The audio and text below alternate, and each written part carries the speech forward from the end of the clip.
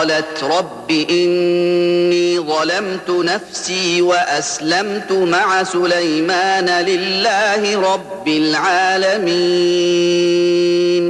اے میرے پروردگار، میں نے اپنے نفس پر ظلم کیا اور میں سلیمان علیہ السلام کے ساتھ اللہ رب العالمین کی فرما بردار ہوں.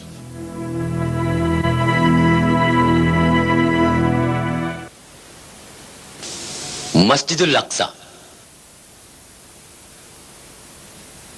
مکے کی مسجد الحرام کو قبلہ بنانے سے پہلے دنیا کے مسلمان فلسطین کے مسجد الاقصی کی طرف رخ کر کے نماز پڑھا کرتے تھے.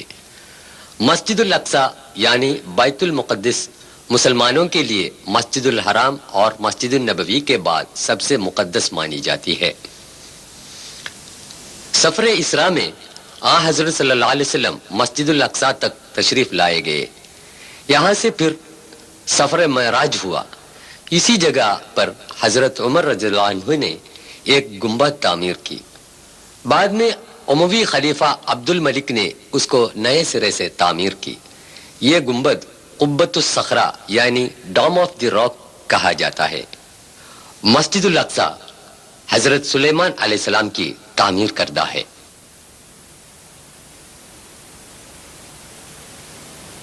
یونس علیہ السلام.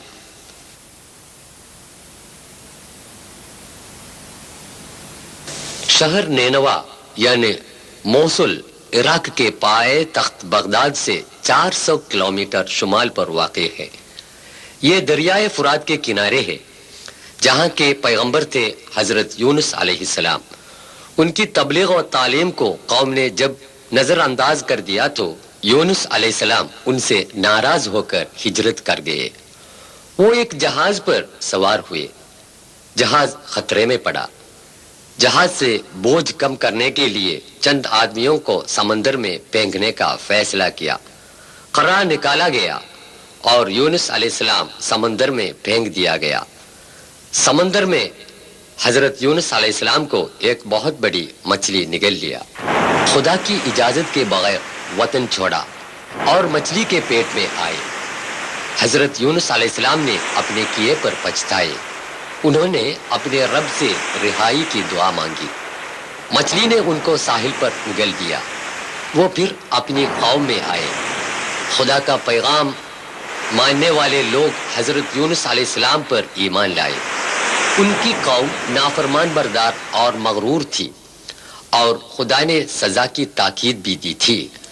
لیکن جب اس قوم نے اپنی غلطی پر پچھتایا اور توبہ کیا تو سزا سے بچایا اور معاف کر دیا گیا. قرآن شریف کے سورہ 10 آیت 98 میں اس کا ذکر ہے. موصول کی اس مسجد کے قریب یونس علیہ السلام کا مزار واقع ہے.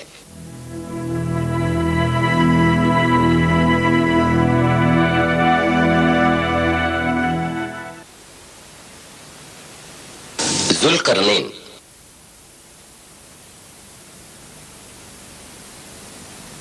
سورہ 18 الکہف آیات 83 سے 99 تک حضرت ذوالقرنین کی تاریخ ہے. یہ ہے یورپی ملک جورجیا کے پایہ تخت شہر تبلیسی. 6 صدی قبل مسیح میں ذوالقرنین کی قوم اس علاقے میں آباد تھی. یاجوج ماجوج کی قوم حضرت نوح علیہ السلام کے صاحبزادہ یافس کی اولاد تھی، جس میں یاجوج قوم تاتاری کے نام اور موجود قوم منگولی کے نام سے مشہور ہیں.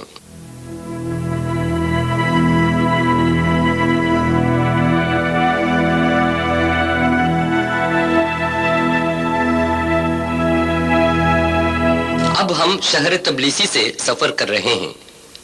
داریال گھاٹی کے راستے سے کاکس پہاڑ کے دامن کی اور یاجوج ماجوج کے غیر مہذب اور ظالم لوگ داریال گھاٹی کے راستے سے آ کر کاکس کے جنوبی علاقے میں لوٹ مارا کرتے تھے. تبلیسی اسٹیٹ یونیورسٹی میں تاریخ کے پروفیسر ڈاکٹر ڈیڈوی ڈنڈوا فرما رہے ہیں. Yes, there are some passes, but the most important pass was this pass, because most aggressive tribes were living beyond this pass. اکثر لوگوں کا خیال ہے کہ ذوالقرنین ایران کے سیرس بادشاہ تھے.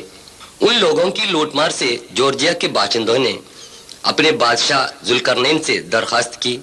انہوں نے کہا سورہ 18 الکہف آیت 96 آتوني زبر الحديد حتى إذا ساوى بين الصدفين قال انفخوا حتى إذا جعله نارا قال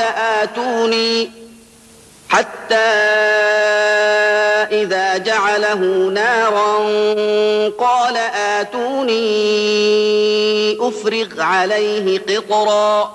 میرے پاس لوہے کے ٹکڑے لاؤ، حتیٰ کہ جب درے کے اوپر کے کناروں تک پہنچ گئی اس نے حکم دیا کہ اس میں آگ لگا دو، یہاں تک کہ جب اس کو بالکل آگ کر دیا تو اس نے کہا لاؤ میں اس پر پگھلا ہوا تانبا انڈیل دوں.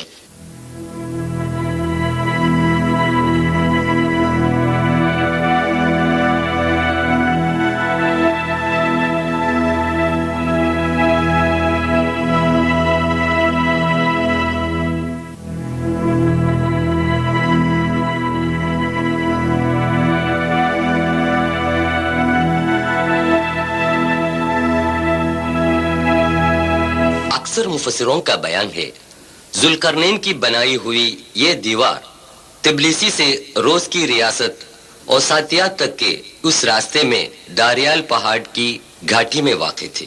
وہ دیوار اتنی مضبوط تھی کہ یاجوج ماجوج کی لوٹ مار سے ذوالقرنین کی قوم بچ گئی. آگے چل کر یہ دیوار پورے طور پر برباد کی گئی، اب اس کا نام و نشان باقی نہیں. فولادی دیوار بنانے کی تکنیکی صلاحیت ذوالقرنین نے اپنی قوم کی بھلائی کے لیے استعمال کی اور خدا نے ان کا نام آسمانی کتاب میں قیامت تک جاودان بنا دیا. سائنس اور ٹیکنالوجی کی تعلیم یافتہ لوگوں کے لیے ذوالقرنین ایک نمونہ ہیں. سماج کی ترقی اور بہبودی کے لیے سائنس اور ٹیکنالوجی کا استعمال کریں اور دونوں جہاں میں کامیابی حاصل کریں.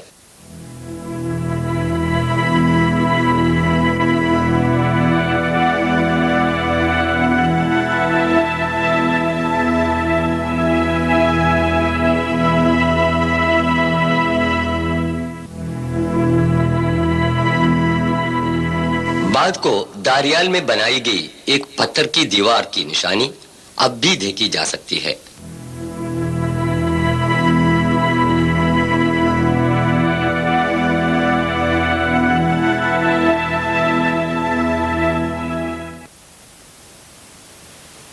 حضرت عیسیٰ علیہ السلام.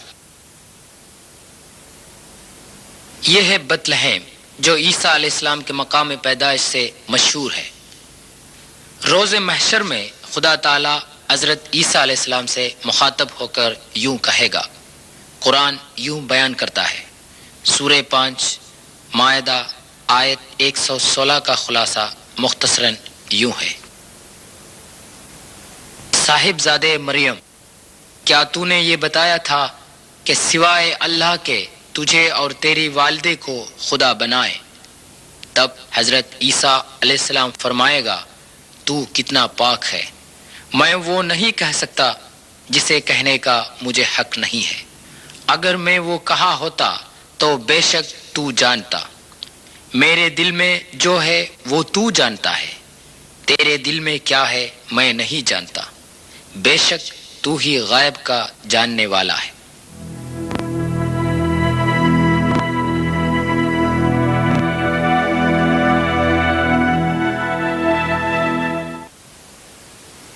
مارب کا بند.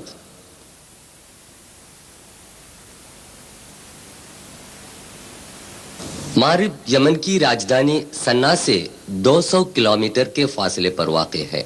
یہاں کی ملکہ بلقیس قبیلے سبا کی تھی. حضرت سلیمان علیہ السلام پر ایمان لائیں اور یروشلم چلی گئی تھی. یہ اس زمانے کے سبا قبیلہ کے مکانات ہیں. ان کو خدا تعالیٰ نے بے شمار نعمتیں عطا کی تھیں. سورہ 34 سبا آیت 15 میں اس کا بیان ہے.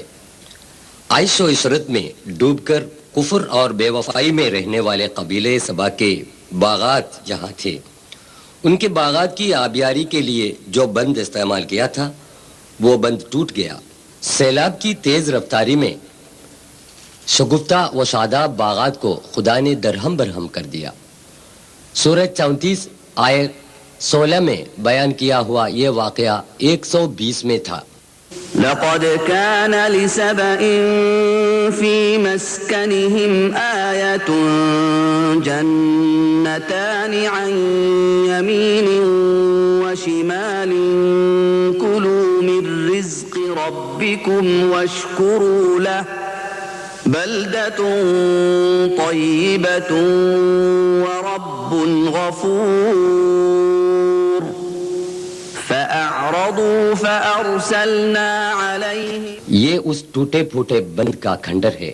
فأعرضوا فأرسلنا عليهم سيل العرم وبدلناهم بجنتيهم جنتين ذواتي أكل خمط وأثل وبدلناهم بجنتيهم جنتين ذواتي أكل خمط وأثل وشيء من سدر قليل.